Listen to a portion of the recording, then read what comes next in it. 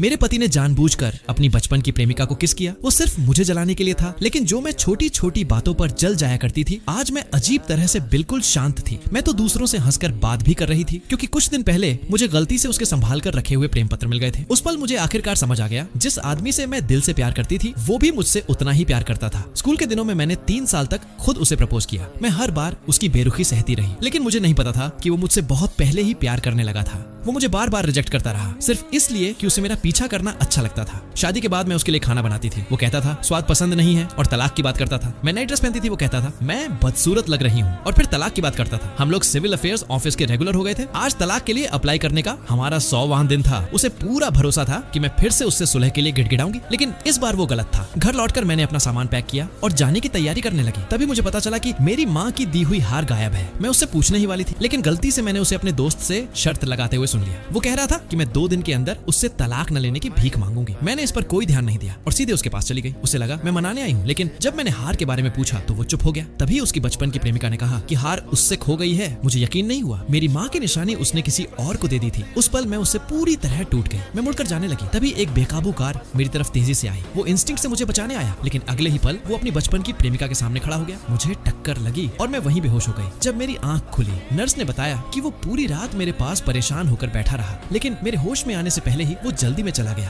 क्या उसका प्यार इतना छुपा हुआ होना जरूरी था? उसकी बचपन की प्रेमिका मुझे देखने आई। वो मेरा मजाक उड़ाने लगी, कहने लगी इतना सब देने के बाद भी मैं उसका प्यार नहीं जीत पाई। उसने ये भी कहा कि अगर वो मुझे झील में धक्का दे दे तो भी उसे कोई सजा नहीं मिलेगी। अगले ही पल मैं झील में गिर गई। मैं घबराकर मदद के लिए चिल्लाई, तभी वो पानी में कूदा और मुझे बचा लिया। मैं गुस्से में थी और पुलिस बुलाना चाहती थी, लेकिन उसने कहा कि मुझे कोई चोट नहीं आई है और बेवजह हंगामा न करने को कहा। उस पल मेरा पूरा शरीर ठंडा पड़ गया। क्या उसकी झूठी इज्जत मेरी जान से ज्यादा कीमती थी? मुझे मनाने के लिए वो मुझे तलाक की एप्लीकेशन कैंसिल कराने ले गया। उसे पूरा यकीन था कि मैं उसके बिना नहीं जी सकती। फिर वो मुड़कर अपनी बचपन की प्रेमिका के पास चला गया और मैं अकेले सिविल अफेयर्स ऑफिस में गई। मैंने स्टाफ से तलाक का सर्टिफिकेट मांगा। गलत वो था या फिर मैं कमेंट करो।